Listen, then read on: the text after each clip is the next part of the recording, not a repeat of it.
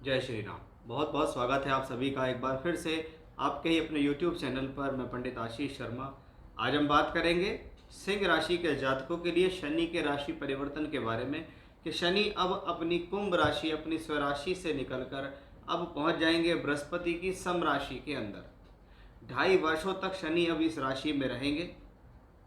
29 मार्च 2025 को ये राशि परिवर्तन होगा और लगभग जून 2027 तक शनि अब इसी राशि में रहेंगे। यहाँ मार्गी भी रहेंगे, यहाँ वक्री भी होंगे।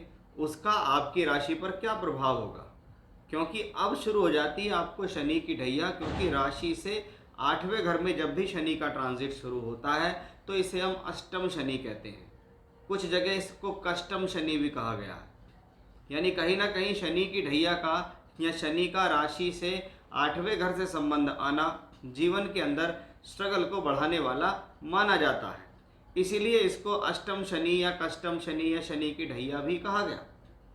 शास्त्र में इसको देखें तो इसको लघु कल्याणी कहा जाता है। यानी ऐसा प्लेनेट जब राशि से 8वें घर में आता है तो शनि के लिए कहा गया है कि वो जहाँ होता है वहाँ पर भरण करता है, लेकिन जहाँ उसकी दृष्टि होती है वहाँ के लिए ये स्थिति बहुत अच्छी नहीं होती, वहाँ से संबंधित संघर्ष पैदा होते हैं। हमारा ये वीडियो चंद्रमा से यानी राशि पे आधारित है। अगर लगन से आप इसको देखना चाहते हैं, सिंह लगन से, तो सिंह लगन के लोग भी इसको देख सकते हैं। ज़्यादा अच्छा यही होगा अगर सिंह लगन है और शनि से संबंधित महादशा या अंतरदशा चल रही है तो आप इसको ज़्यादा कंसिडर कर सकते हैं। वीडियो पर पहली बार आए हैं, वीडियो आपको अच्छा लग रहा है, समझ में आ रहा है तो लाइक कीजिए, सब्सक्राइब कीजिए, जिससे आगे भी आपको यही जानकारी मिले। स्क्रीन पर हमने अपने व्हाट्सएप नंबर दिए हैं आपको। कुंडली दिखाना चाहते हैं, बनवाना चाहते हैं, बर्थ टाइम रेक्टिफिकेशन कराना चाहते हैं, कुंडली मिलान कराना चाहते हैं तो आप व्हाट्सएप नंबर पर अपना date of birth time place भेज सकते हैं। पेड कंसल्टेंसी होगी। आइए शुरुआत करते हैं। सबसे पहले ये परिवर्तन राशि है आपकी सिंह या लग्न है आपका सिंह। इसके मालिक कौन है? सूर्य हैं। और सूर्य के लिए शत्रु ग्रह का परिवर्तन हो रहा है, क्योंकि सूर्य के लिए जो शनि है वो शत्रु है और ये शत्रु ग्रह का परिवर्तन राशि से 8वें घर में जाता है। तो सबसे पहले यहाँ समझने की बात है कि 8th हाउस का शनि आखिर करता क्या है। शनि को ज्योतिष शास्त्र के अंदर हमारे कर्मों से जोड़ा गया है।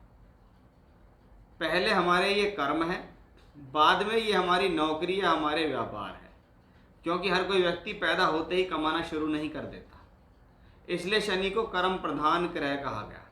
जब जब शनि खराब भावों में ट्रांजिट कर रहा हो, विशेष तौर पे 8वें और 12वें भाव में, व्यक्ति को अपने कर्मों पर बहुत ज़्यादा संयम या कंट्रोल कर लेना चाहिए कि इस दौरान मैं ऐसा कोई भी ऐसा कर्म नहीं करूँगा जिससे किसी व्यक्ति विशेष की हानि हो, किसी व्यक्ति विशेष का नुकसान हो, किसी के ऊपर एक तरीके का प्रेशर ना हो, या मैं इस दौरान किसी को परेशान नहीं करूँगा, किसी को सताऊँगा नहीं।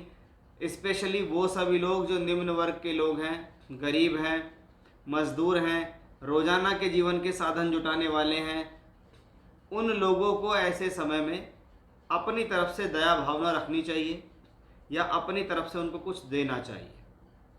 ये आपके इस अष्टम शनि के कष्ट दूर करने में सक्षम है।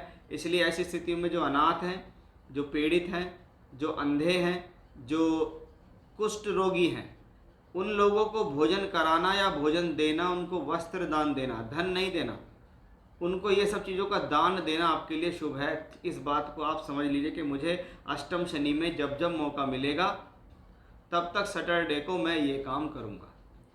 कर्मों का विशेष ध्यान रखना है, गलत कर्मों में लिप्त नहीं होना, गलत कर्म करके पैसा नहीं कमाना, क्योंकि ऐसे स्थिति में व्यक्ति को गलत तरीके से पैसे कमाने के ऑफर भी आते हैं या आपका विचार इस तरफ जा सकता है। क्योंकि मेरा शनि 8th हाउस में चला गया। 8वां घर अड़चन, दुविधा, परेशानी, अशुभ समाचार कहलाता है। बैड न्यूज़ यहीं से आती है, खराब करते यहीं से आते हैं। छुपे हुए कर्म जैसे रिश्वत का काम, जुए सट्टे लॉटरी में लग गए, चोरी से पैसा कमाना, गबन करना, चीटिंग करना और प्लेनेट चला गया वहाँ, यानी ऐसी चीज़ आपके आसपास भी हो सकती है, उससे सावधान रहें। ऐसी चीज़ों में इन्वॉल्व ना हो, क्योंकि 8th हाउस में अगर आप ऐसी चीज़ें करेंगे तो हो सकता है आप उससे फ़ायदा ले लें, लेकिन अंततः आप पकड़े जाएंगे, आपके ऊपर आरोप लगेगा, आप पर सामाजिक हानि होगी, आपको प्रॉब्लम होंगी, आप जेल भी जा सकते हैं। इस बात का ध्यान रखें, इसलिए अपने कृत्यों को, अपने कर्मों को सुधार के रखें। पॉजिटिव चीज़ों में देखें तो शनि यहाँ मीन राशि में, अब ये मीन राशि काल पुरुष की 12वीं राशि है, जिसको हम एक मोक्षकारी राशि भी कहते हैं। यह अध्यात्म से भरपूर राशि है। यानी जो लोग योगा में, प्राणायाम में, ध्यान में, समाधि में, शोध के कार्यों में लगना चाहते हैं, अपनी आध्यात्मिक उन्नति करना चाहते हैं, ज्योतिष को, कर्म कांड को, वेद वेदांग को पढ़ना चाहते हैं, गुरु बनाना चाहते हैं, पूजा पाठ में लीन होना चाहते हैं, उनके लिए ये बड़ा अच्छा समय है। आध्यात्म के लिए तो ये बहुत अच्छा समय है। अगर आपने किसी भी प्रकार से अपने कोई सब्जेक्ट को लिया हुआ और उस पर ध्यान लगाना चाह रहे हो, तो ये आपको ऐसे समय में बहुत हेल्प करेगा, क्योंकि कर्मों का ग्रह है शनि। अब ये कर्म 8वें घर में पहुँचे हैं, तो ये गलत और अच्छे दोनों कर्म हैं। डिपेंड ये करता है कि आपको कौन से कर्म लेने हैं। तीसरी चीज़, क्योंकि शनि को कर्म कारक ग्रह कहते हैं, यानी अब मैं इसको आपकी नौकरी या व्यापार से जोड़ूंगा। और चंद्रमा या लगन से 8वें घर में शनि जाता है, तो वो कहता है प्रोफेशनली गलतियां नहीं करनी है, जल्दबाजी नहीं करनी है, किसी भी तरीके से ऐसा कोई काम नहीं करना है जिससे आपको लॉसेस हो जाएं। क्योंकि चंद्रमा या लगन से 8वें घर में शनि गया है, तो अवश्य ही नौकरी या व्यापार के अंदर जद्दोजहद तो बढ़ाएगा, स्ट्रगल तो बढ़ाएगा, इसमें कोई डाउट नहीं है। इसलिए ही इसको शनि की ढैया ऐसे ही नहीं कहा गया कि जब मेरी राशि से मेरे कर्मों का ग्रह 8वें घर में जाता है तो मेरी प्रोफेशनल लाइफ के अंदर उतार चढ़ाव देखे जाते हैं। अब मेरे जो कार्य हैं वो इजी गोइंग तरीके से नहीं होंगे। अब मेरे जो कर्म हैं वो किसी न किसी प्रकार के स्ट्रगल में बंधे हुए होंगे, या कह लीजिए कि इस दौरान आप जो काम करने को चलोगे उस काम को करने में आपको संघर्ष का अनुभव होगा, या संघर्ष आपके पीछे आएगा, या स्ट्रगल आएगा। क्योंकि शनि 8th हाउस में आयु वृद्धि के लिए अच्छा है। ऐसी स्थिति में क्या है, ससुराल पक्ष से संबंध भी खराब हो सकते हैं, क्योंकि 8वां घर मांगल्य जीवन भी है, तो सप्तम से दूसरा होने के कारण आपके जीवन साथी का घर है, यानी आपके लिए वो ससुराल होता है। थोड़ा सा वहाँ से थोड़ा संबंधों को लेकर मनमुटाव संभव है। शनि की दृष्टि जब तीसरे दृष्टि दशम भाव पे जाती है, तो तीसरी दृष्टि संघर्ष की दृष्टि है। संघर्ष की दृष्टि यानी कर्म भाव के लिए संघर्ष। मन करेगा ऐसे में प्रोफेशनल लाइफ खराब चल रही है, नौकरी तो नहीं चली जाएगी, बिजनेस में लॉस तो नहीं हो जाएगा, काम बदल लूँ क्या, ये सब विचार आपके ऐसे समय में आएंगे। यानी शनि आपकी इन 2.5 वर्षों में समय समय पर परीक्षा लेंगे। क्योंकि मैंने बहुत इंडिविजुअली इसको देखा है कि अगर शनि की ढैया आती है तो जिस भाव में शनि बैठा उस भाव से इतनी प्रॉब्लम नहीं होती, लेकिन जिन भावों को शनि देख रहे हैं उनसे प्रॉब्लम ज़्यादा बढ़ती है। तो पहली जो मैं प्रोफेशनल लाइफ के लिए आपको बता रहा हूँ। दूसरा, धन के भाव पर है। अब धन का ये दूसरा भाव धन का नहीं है, दूसरा भाव उस धन का है जो मैंने जोड़ा हुआ है, जुड़ी हुई पूंजी का खर्च होना। दूसरा घर कुटुंब का, परिवार के लोगों के साथ अनबन के संबंध हो सकते हैं, सावधान रहिएगा। जुड़ी हुई पूंजी खर्च हो सकती है, इसलिए सोच समझकर इन्वेस्टमेंट करना। शनि की दृष्टि जब यहाँ पर पड़ रही है तो वो पंचम भाव है। पंचम भाव मेरी बुद्धि और निर्णयों का भाव है, इसलिए मैं अपनी तरफ से ऐसे कोई काम नहीं करूँगा जिसकी वजह से या जिन निर्णयों की वजह से मेरी एजुकेशनल लाइफ खराब हो, मेरी लव लाइफ खराब हो जाए, मेरे संतान के साथ संबंध खराब हो जाए। क्योंकि शनि अगर पंचम को देखेंगे तो शनि काल भी है, गर्भ धारण करने का समय भी शनि के इसी उससे आता है। लेकिन उन बाकी चीज़ों में आपको 5वें घर से सावधान रहना होगा। अब शनि जो है सप्तम भाव के स्वामी होकर 8वें घर में बैठे हैं। कहने को ये अपने से दूसरे में गया है, लेकिन राशि लगन से 8वें घर में गया है, इसलिए वैवाहिक संबंधों को संभालना बहुत ज़्यादा ज़रूरी है। ऐसी स्थिति में विवाह और वैवाहिक संबंध को संभालिए। दूसरी चीज़, क्योंकि सप्तम भाव पद प्राप्ति नौकरी है, और मैंने कहा कि ऐसा कोई कर्म नहीं करना जिसकी वजह से आपको सामाजिक लॉस हो, आर्थिक लॉस हो, व्यापारिक लॉस हो, या नौकरी में लॉस हो जाए। 6ठे भाव का स्वामी 8वें घर में बैठा हुआ है, ये एक विपरीत राजयोग कहलाता है। ये जब तक ठीक है जब तक इसके ऊपर कोई शुभ प्रभाव नहीं पड़ रहा। जैसे बृहस्पति की दृष्टि अगर इसके ऊपर पड़ेगी, कब पड़ेगी बृहस्पति दृष्टि? जब बृहस्पति कर्क में आएंगे, तो ये इस विपरीत राजयोग को भंग कर देगा।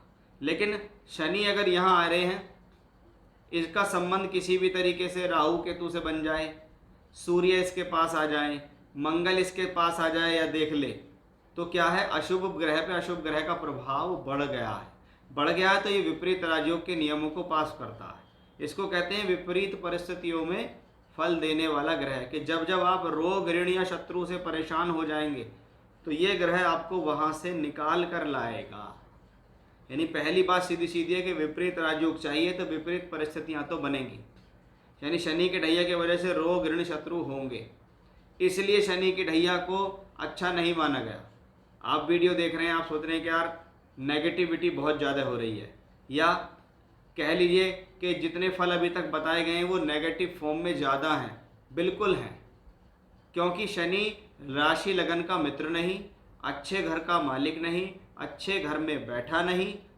तो भाई देखो, मैं बिना वजह आपको खुश करके भेज दूं तो मैं ऐसा नहीं कहूँगा। आप किसी भी क्लासिकल्स किताब को उठाओ, वहाँ पे उसके बारे में क्या फल लिखे उसको पढ़ो, 2-4-5 किताबों को खंगालोगे, थोड़ा सा समय लगेगा तो आपको पता लग जाएगा कि आखिर क्या है। क्योंकि हमने तो बहुत सारी चीज़ें पढ़ी हुई हैं, हमने पर्सनल एक्सपीरियंस लिया हुआ, तभी हम आपको ये चीज़ें बताते हैं।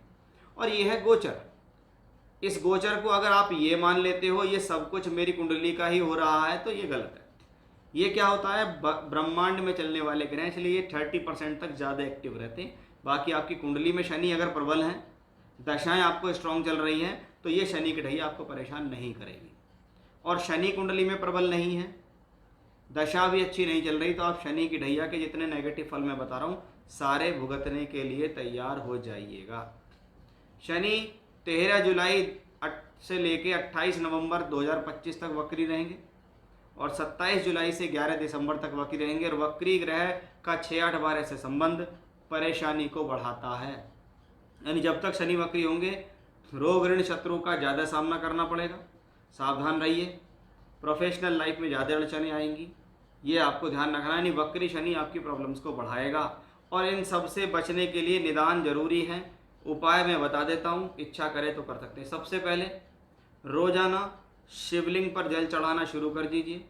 जल चढ़ाते हुए त्र्यंबकम मंत्र बोलिएगा, उसमें काले तिल डाल दीजिए जल में, और त्र्यंबकम मंत्र बोलते हुए जल चढ़ाइए। पहला उपाय। समय समय पर रुद्राभिषेक करा सकते हैं आप, प्रत्येक 3-3 महीने में अपने लिए रुद्राभिषेक करा सकते हैं। उपाय नंबर 3, रोजाना मृत्युंजय मंत्र की 1 माला का जाप या रुद्र गायत्री मंत्र की 1 माला का जाप कर सकते हैं। प्रत्येक शनिवार की शाम को सुंदरकांड का पाठ अगर आप करते हैं तो ये भी आपके लिए बहुत उपयोगी रहेगा। और ये उपाय वो उपाय हैं जिन्हें नियम से अगर करा तो आपके खराब चीज़ों को ये काट देंगे। उपाय आपको प्रॉब्लम से निकाल के ले जाएंगे, आपको पता भी नहीं लगेगा कि समस्या में घिर गए, आखिर किसने हमें बचा लिया। ये सब आपके उपायों का ही फल होगा, इसलिए पूजा पाठ जरूर करनी चाहिए। वैदिक पूजा पाठ में बहुत शक्ति होती है। तो ये था मेरा आज का विषय कि सिंह राशि या सिंह लग्न के जातकों के जीवन में शनि का जो राशि परिवर्तन होने वाला है तो आपको कैसे फल देता है। जय श्री राम।